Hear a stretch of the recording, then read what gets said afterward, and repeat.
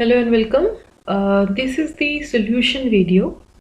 In the last assignment, I have asked you students to write an algorithm in flowchart to find the sum of two numbers. So we'll be starting by algorithm, and in parallel we'll be writing the flowchart. So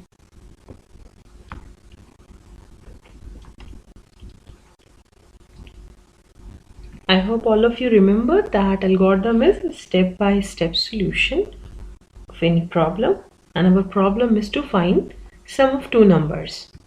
Okay, so always remember that when you write algorithm, please write steps.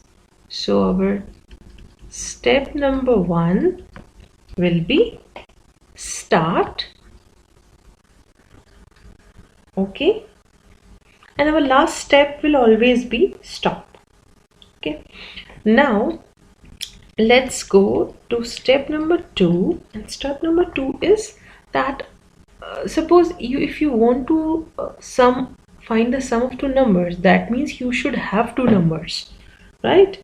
Now in case of computers, when we try to find the sum, we need to first give input. Remember the characteristics of algorithm, there should be well-defined input and well-defined output. So we will be starting with input. Now in case of input, you can separately write input first number,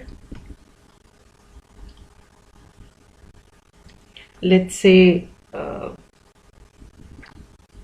A, and then in step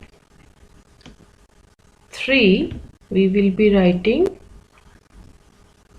input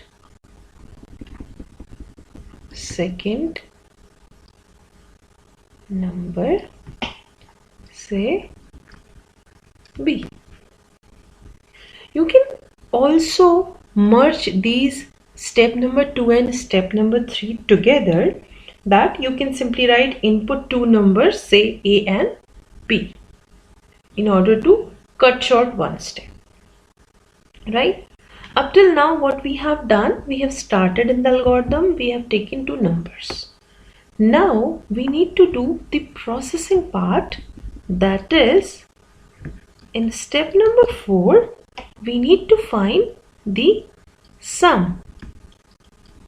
Okay, so in order to do sum A, and we will be having arithmetic expression or plus B, right?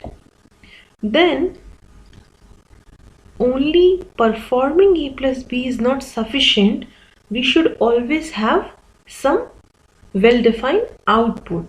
So the output here is the sum. So we will be displaying the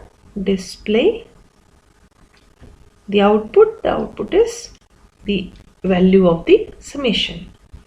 And then always remember that the algorithms start at the first step is start, and the last step after performing the output part is stop. This is the generic way of writing an algorithm. We'll be writing in steps. The first step is always start, the last step is always stop. The algorithm possesses well-defined set of inputs and expected output, and in between there is some processing. Okay, so we can say that this is my start and this is my end.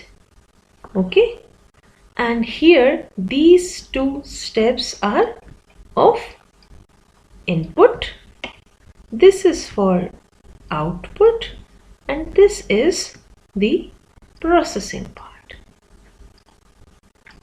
right?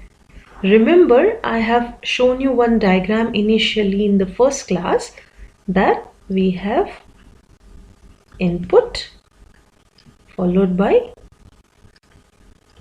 processing, and then we have output. This is what we are doing here in the algorithm. Now let us make the flow chart for the same. Okay, so I will be drawing the flow chart here in parallel with the steps so that you remember. The symbols have already been told in the previous video. Okay, so we will be having one start in the oval.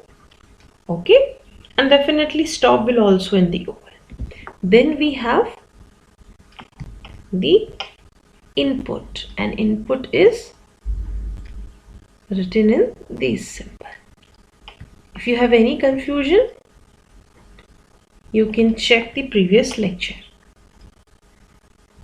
Put value A, and then we will be having